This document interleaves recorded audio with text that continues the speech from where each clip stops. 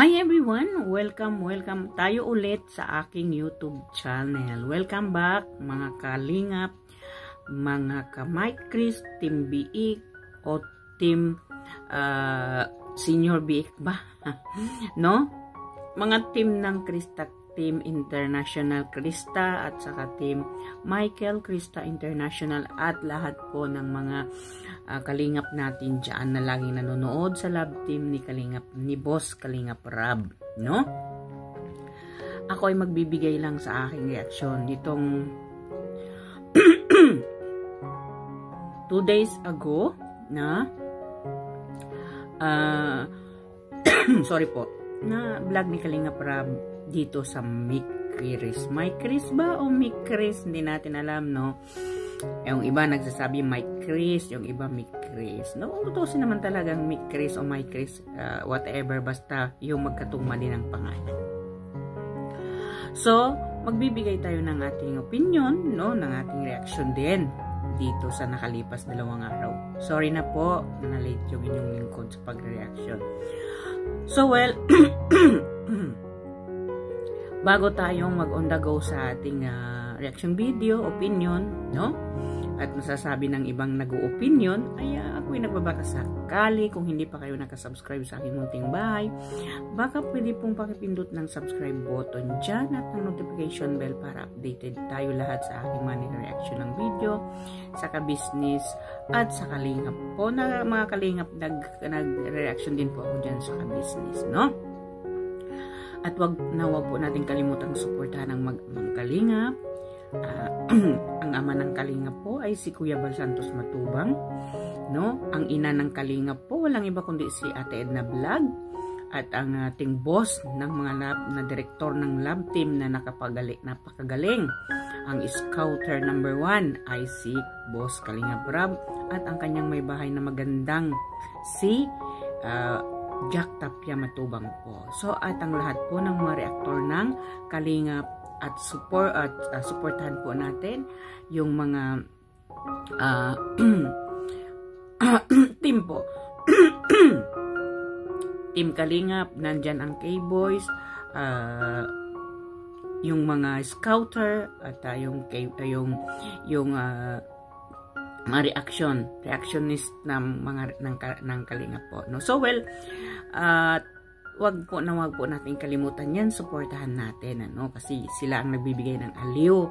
Ang Boss Rab natin ang nagbibigay nitong ating kinagigiliwan na love team, no? So, pag-uusapan natin yung tungkol dito kay Krista at saka kay Michael, no? Itong part 7 na ang ibang-iba sa lahat ng kanilang mga aktingan, no? Dito sa part 7 na ito, naiiba ang taray ng dating, no, ni Krista dito. Na kumbaga, yung bang nakaka-conscious, yung bang nakaka-curious, na yung nandun yung curiosity niya, yung bang, di ba, na out of concentration ka dahil sa kaharap mo. Eh, ang gwapo naman talaga naman ni Michael, ano. Cute, baby face ang mukha, no, wala sa edad, no, parang magka-level lang yung edad nila ni Krista. So, kumbaga, kung nakapapaharap si Michael dito kay Krista at tinititigan siya, nawawala yung concentration nitong si Krista. Nawawala siya sa tono, kumakanta siya. Kung nandyan si Michael, kumbaga na lumalabas yung nervyos, no? Kumbaga yung, siguro sobra yung kaba ng dibdib, no, ni Krista kung nakakaharap niya si Michael at kumakanta siya. So, ang ginagawa niya para hindi magiging obvious yung kanyang kaba dito sa kanyang dibdib, na kasi yung isang babae kasi pag yung parang iba yung nararamdaman mo sa isang lalaki nakaharap mo, naiiba kasi yung reaction mo, eh. Mayroon yung nauutal ka, mayroon yung natataranta ka na hindi mo alam ang gagawin mo, no, diba? So, it's feelings na talagang feelings ng mga babae na paghanga sa isang lalaki. O, hindi ko sinabing may gusto talaga si Krista kay Michael, ha? Huwag ninyong i-misinterpret yung aking reaksyon. Kumbaga, yung hinahalimbawa ko lang, no, kahit naman siguro kayo naramdaman nyo yun dati, kung nandyan sa harapan ninyo yung crush ninyo, na uutal kayo, at hindi niyo alam kung anong gagawin, no? Kumbaga nabablash, no? So dito kay Krista, ang ginagawa niya, dinadaan niya sa kanyang pagtaas ng kilay at yung mamataray, no? Nakita natin yung katarayan niya, in fairness, artistang-artista kung umaksyon. Naalala ko yung may yung si Sheryl Cruz at saka si Romnick Sarmenta, yung Mr. Cupido at saka itong kumanta ng Mr. Dreamboy, si Lilet, no? Sino ba yung, kung natatandaan ninyo yung mga 80s ba ito o 90s, parang ngayon, parang noon itong kantang ito. Si Lilet ang kumanta, tapos siya rin ang naggumawa ng pinikula. Kung hindi ako nagkakamali, kung napapanood ninyo yon, parang si Miguel Rodriguez or someone sino yung medyo matanda sa kanya. Parang natandaan ko yon, yung Mr. Dreambo, yung Mr. Cupido pala yon, sorry po. Itong Mr. Dreamboy, si Sheryl Cruz, no? At saka si Romnick Sarmiento. Ang may ang may pinikula dito. Ang inaano ko lang kasi, yung kung sino yung nakaka-relate talaga ng kapanood nito, na medyo mataray siya, na medyo may matanda sa kanya ng kaunti yung lalaki.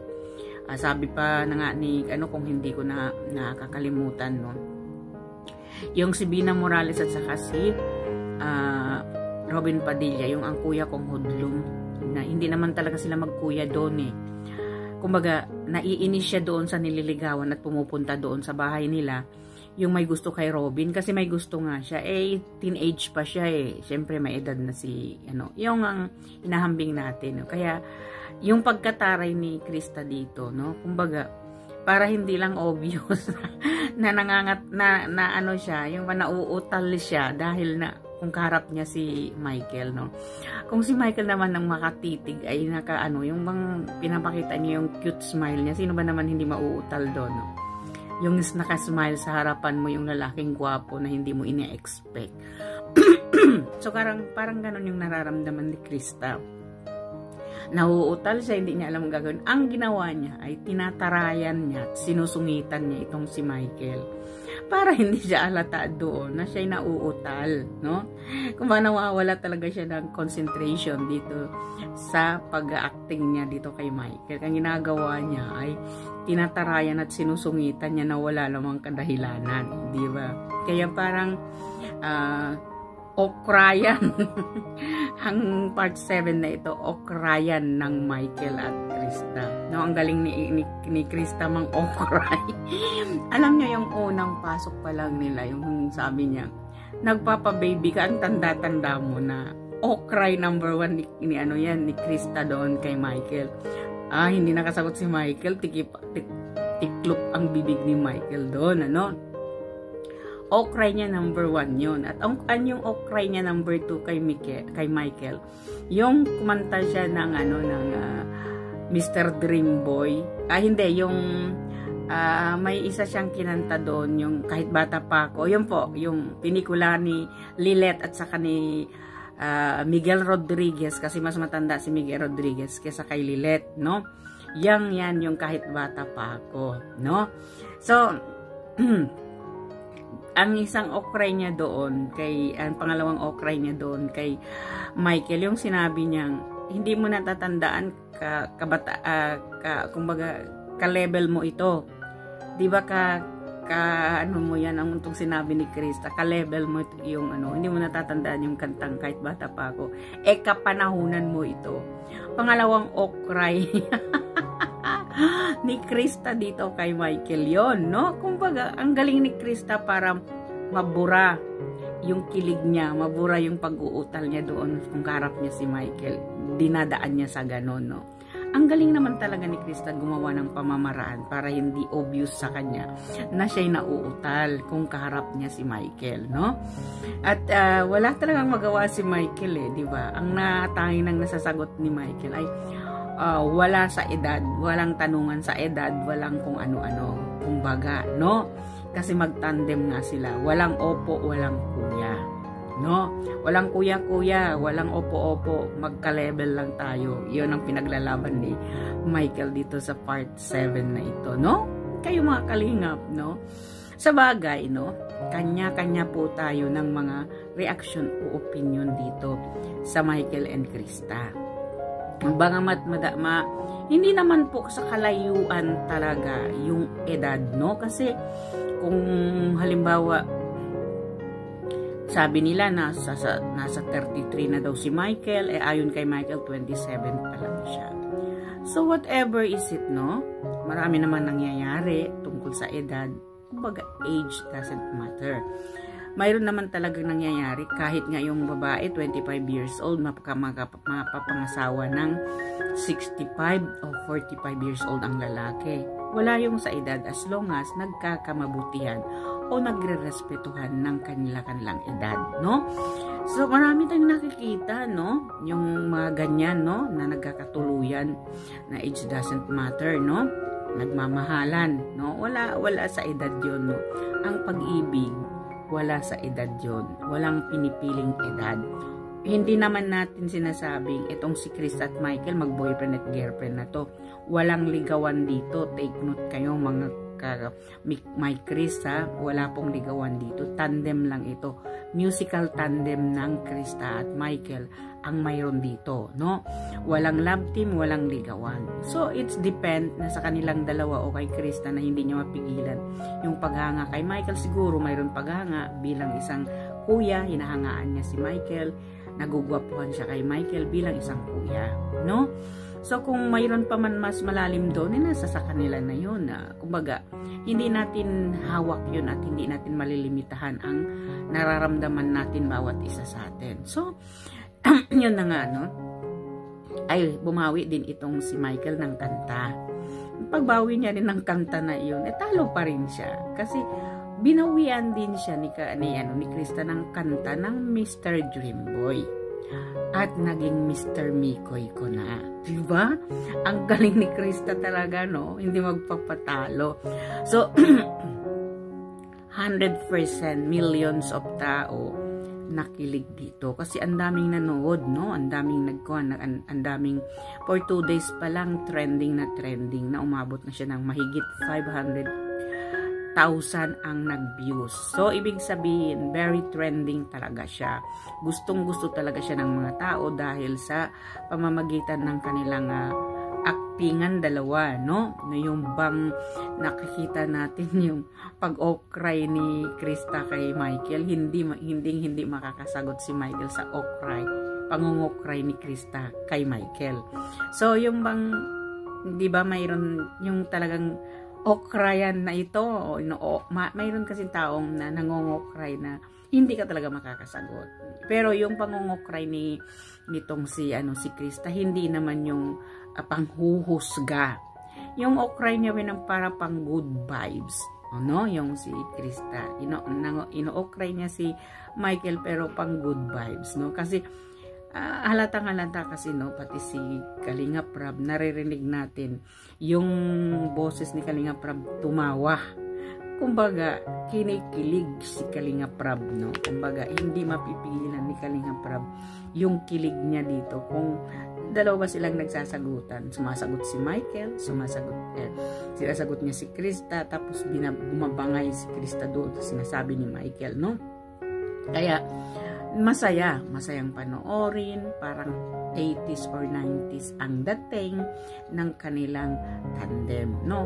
Lalo na yung mga kantang kinakanta nila, kanta ng 90s at 80s, kapanahunan nila Sheryl Cruz, John Reyna Magdangal, no? Yan ang kinakanta nila.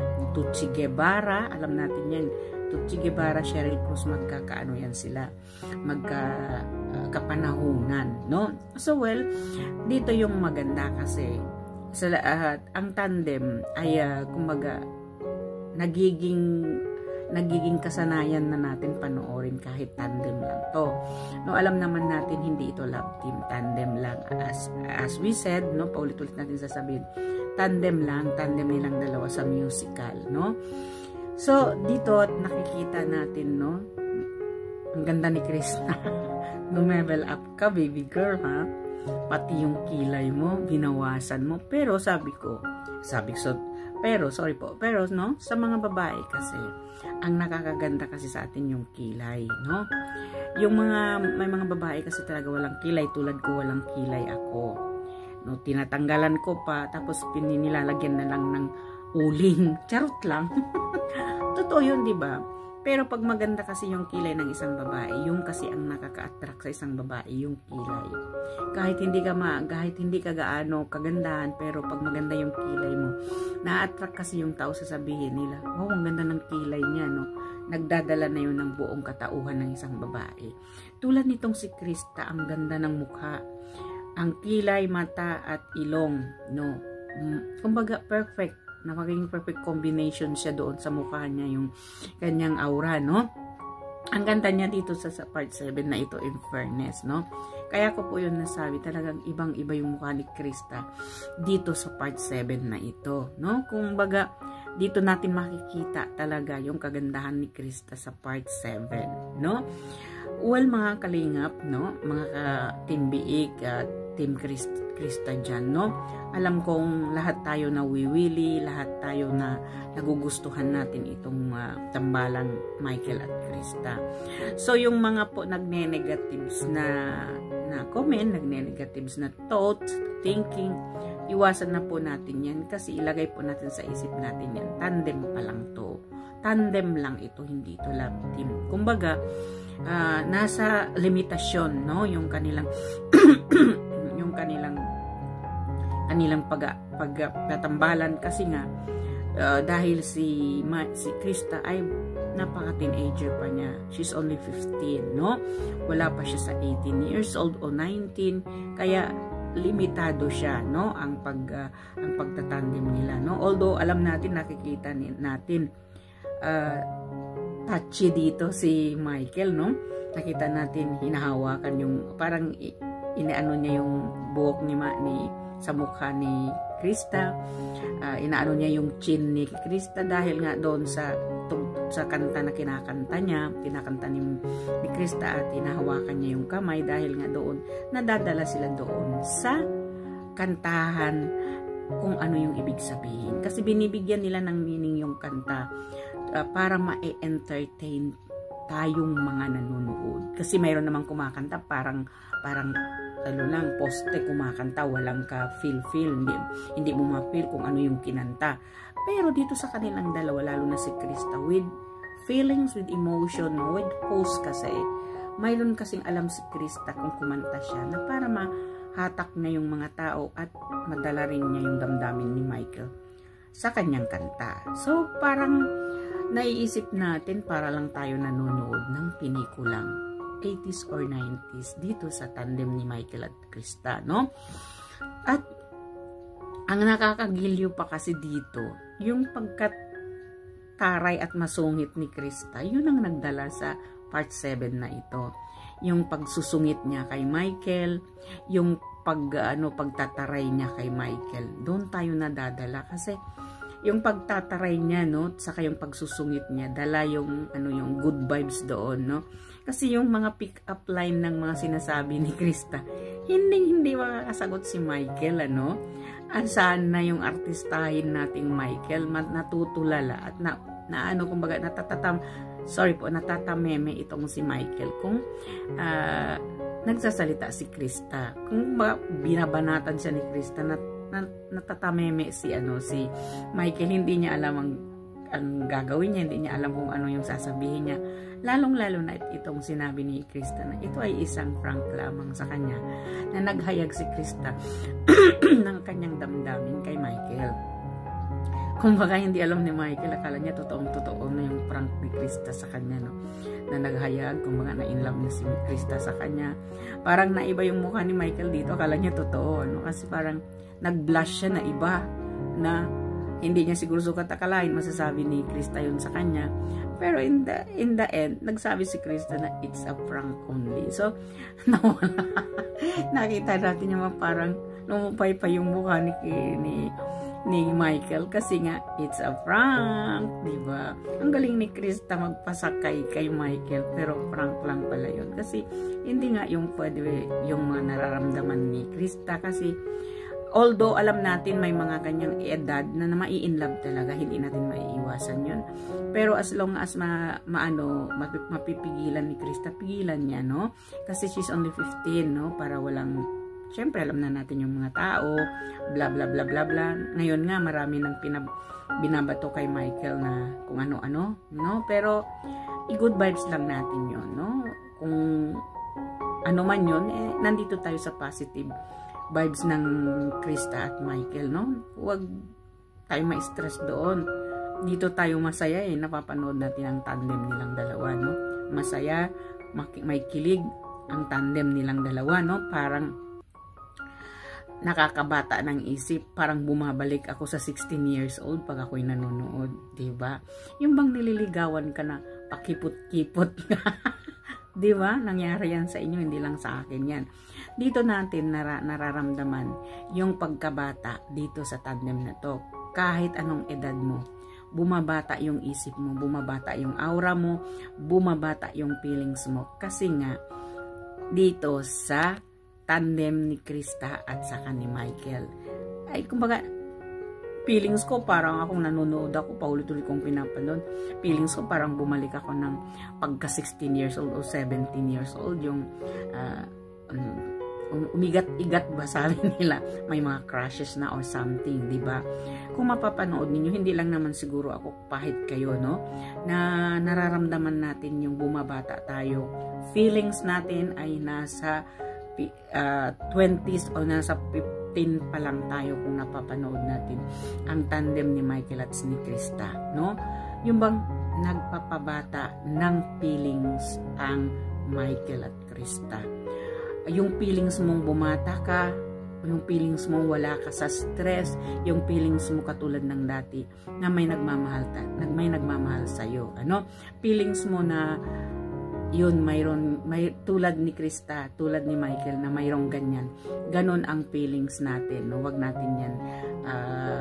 po natin yan kalilimutan kung ano yung feelings mayroon tayo na nararamdaman natin kung napapanood natin ang Michael at Krista. Diba mga kalingap, mga katimbiik dyan. So well po, hanggang dito na lang ang aking reaction video. Sana po nagustuhan nyo. Kung nagustuhan nyo, paki-share, likes, comments, at subscribe po ng aking munting bahay. Maasahan ko po yun, no? At maraming salamat po sa panonood ninyo sa aking reaction video dito po sa Kalingap Man o sa Kabisnes. Hanggang dito na lang, magkikita-kita tayo muli mga kalingap, mga timbi. Mega love shoutout po sa Krista, mga Krista supporters natin dyan. Bye-bye, magkikita-kita tayo muli. Bye po!